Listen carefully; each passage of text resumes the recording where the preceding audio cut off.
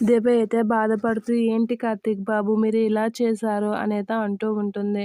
"మీరు ఇంత గొడవలు జరిగినా తాతయ్య గారు ఇటు వస్తారని నేను అస్సలు అనుకోలేదు. అలాంటిది ఇన్ని గొడవలు జరిగినా మీ గుమ్మం ఎక్కి మనతో సంబంధం కలుపుకోవాలని చూసారు. మనతో సంబంధం చూసిన వ్యక్తిని కాదు పొమ్మని చెప్పేశారు. ఇది అస్సలేం బాగోలేదు కార్తీక్ బాబు" అని చెప్పి దీప అయితే చాలా బాధపడుతూ ఉంటుంది.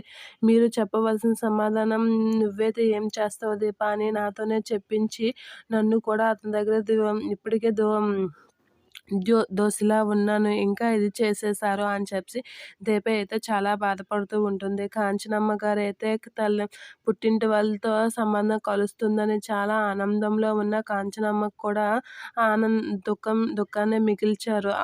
ఆ ఆనందాన్ని కొద్దిసేపైనా లేకుండా చేసేశారు అని చెప్పి దీప అయితే అలా కార్తీక్‌తో చెప్తూ బాధపడుతూ ఉంటుంది. "ఇదంతా జరగడానికి కారణం నేనే కార్తీక్ బాబు.